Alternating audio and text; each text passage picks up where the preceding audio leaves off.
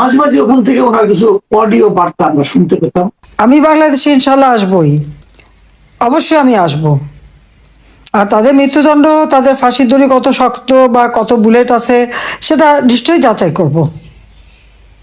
ঘটনাচক্রে আমাকে দেশ ছেড়ে আসতে হয়েছে, সেটা আমি জানতাম না যে আমি দেশ ছেড়ে আসতে, আমি জানি আমি টুঙ্গিপাড়া যাচ্ছি। যাই হোক, এটা হয়তো আল্লাহর ইচ্ছা ছিল কোনো না কোনোভাবে। যতবার উনি অডিও বার্তা দিতেন তার কর্মীদের উদ্দেশ্যে, ততবারই দেখতাম যে তার পরপরই এদেশে একটা এক ধরনের অস্থিরতা তৈরি হতো, মিছিল মিটিং পুলিশি মানে তৎপরতা এরকম দেখতাম।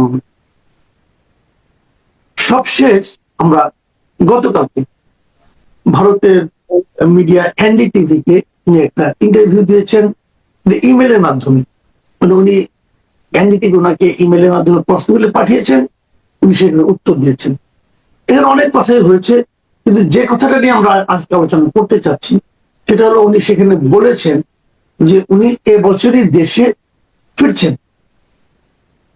তারপরে অনেক আলাপ, কিভাবে ফিরবেন, কারোর সঙ্গে আলাপ আলোচনা করে ফিরবেন নাকি আপনি নিজে মানে দলীয় সামর্থ্যের জোরে ফিরবেন, আপনার বিরুদ্ধে অলরেডি একটা মামলা, আপনার ফাঁসি রায় হয়ে আছে, তারপরে এসে কি আপনি সে আইনগত লড়াইগুলি করবেন না কি করবেন, এগুলো নিয়ে এরই মধ্যে রাজনৈতিক মহলে নানা ধরনের আলাপ হচ্ছে। যারা আওয়ামী লীগ করেন তারা একভাবে ব্যাখ্যা করছেন, যারা বিএনপি করেন তারা আরেকভাবে ব্যাখ্যা করছেন, যারা জামাত অথবা এনসিপি করেন তাদেরও এক ধরনের ব্যাখ্যা আমরা শুনতে পাচ্ছি। তো এর বাইরে যে আমি এমন একজনকে আজকে তার বক্তব্য শুনতে চাই, মানে নাহিদ আক্তারের বক্তব্য শুনতে চাই, এই কারণে যে আমি যতদূর জানি নাহিদ আক্তার কোনো রাজনীতির সঙ্গে জড়িত নয়। তো একজন অরাজনৈতিক ব্যক্তি যিনি দেশ নিয়ে ভাবেন, সমাজ নিয়ে ভাবেন, আমাদের জীবন নিয়ে ভাবেন, ওনার কাছে শেখ হাসিনার এই বক্তব্যটা কিভাবে উনি মূল্যায়ন করেন সেই জিনিসটাই আমরা আজকে আপনাদের সঙ্গে শেয়ার করতে চাই। নাহিদ আক্তার, একটু লম্বা ভূমিকা দিলাম, খুবই দুঃখিত, আপনিও বিরক্ত হচ্ছেন বোধহয়, এত লম্বা বলার কি দরকার। তারপর আপনার কাছে জানতে চাচ্ছি না না, যে শেখ হাসিনার এই ধন্যবাদ। শেখ হাসিনার ইন্টারভিউটা আমার মনে হয় আপনি দেখেছেন। আপনার ওই যে ওনার ঘোষণা যে এই বছরের মধ্যে দেশে ফেরার ঘোষণা, কিভাবে দেখছেন আপনি?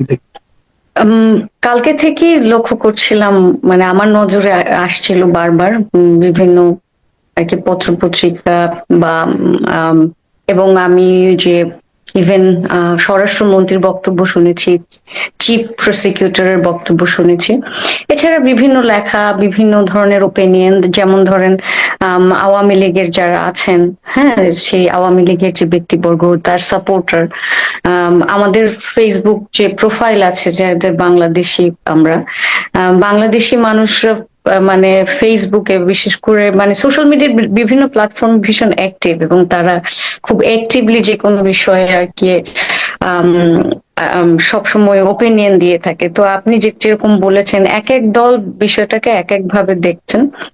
যেমন আমার চিফ প্রসিকিউটরের মানে কথাগুলি খুবই ইন্টারেস্টিং লেগেছে, আবার আবার কিছু কিছু জায়গায় এটাও মনে হয়েছে যে উনি যেটা বলেছেন সেটা আবার আমার কাছে খুব একটা গ্রহণযোগ্য মনে হয়নি, কারণ উনি বলেছেন এটা ওনার পলিটিক্যাল স্ট্যান্ডবাজি। কিন্তু আমি যে শেখ হাসিনাকে চিনি এবং যে শেখ হাসিনাকে আমরা দেখে চিনি, মানে আমি বলে দিই আমি ব্যক্তিগতভাবে চিনি না, কারণ আমি বাংলাদেশ থেকে দূরে 15 বছরের উপরে সময়, তো আবার কেউ যেন না বোঝে যে আমি ব্যক্তিগতভাবে ওনাকে চিনি, মানে প্রশ্নই আসে না। তো যাই হোক, তো উনি বলেছেন যে এইগুলি হচ্ছে পলিটিক্যাল স্ট্যান্ডবাজি করেছেন। তো উনি আরো বলেছেন যে ধরেন যে সমস্ত আর কি চ্যালেঞ্জ ওনার উপরে আমরা ছুড়ে দিয়েছি, সেগুলি উনি কিছু মোকাবেলা করলেন না। তারপরে তার বিরুদ্ধে যখন প্রসিকিউশন হয়েছে সেগুলি কোনো আনসার করেনি। তো উনি এখন যে বলছেন উনি আসলে আসবে না। তো এদিকে আবার দেখবেন যে স্বরাষ্ট্রমন্ত্রী উনি কিন্তু একটা ভালো কথা বলেছেন, ওনার কথাটা আমার ভালো লেগেছে যে উনি ওনার আসতে কোনো বাধা নেই, একদম স্পষ্টত বলেছেন যে আসতে কোনো বাধা নেই। হ্যাঁ, তো এখন শেখ হাসিনা, এখন প্রশ্ন হচ্ছে যে ফাঁসির দণ্ড মাথায় নিয়ে উনি কি আসবেন কিনা। এখন আমার কাছে মনে হয় যে উনি ভীষণ সাহসী একজন নারী, ভীষণ সাহসী। এবং ওনার যে বাবার যে হিস্ট্রি, যে ওনার বাবা মনে হয় মানে বঙ্গবন্ধু 14 বছর মনে হয় জেলে ছিলেন। তো সেই লেগেসিটা কন্টিনিউ করতে যদি উনি মনে করেন যে আমি জেলে যেতে ভয় করি না, তাহলে উনি হয়তো ওরকম একটা ডিসিশন নিয়ে নিতে পারেন। তো বাংলাদেশের সরকারের পক্ষ থেকে যেহেতু আমাদের স্বরাষ্ট্রমন্ত্রী বলেছেন যে উনি এসে মানে উনি আইনি লড়াইটা চালিয়ে যাবে এসে, সেটা তো উনি নিজেও বলেছেন। তো ব্যাপারটা আসলে ভালো। এটা আমার কাছে মনে হয় যে উনি যদি আসে সেটা পজিটিভ, কিন্তু আমি একটা বিষয় একটু ক্রিটিক্যাল, যে ওনার আসার জন্য এর রাইট টাইমটা তৈরি হয়েছে কিনা।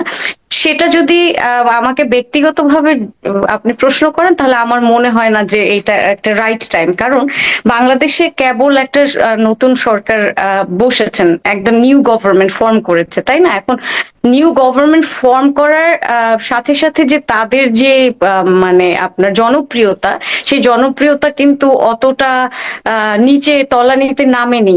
যে শেখ হাসিনা এখন আসলেই বিপুল সংখ্যক মানুষ, কোটি কোটি মানুষ তাকে ওয়েলকাম করবে।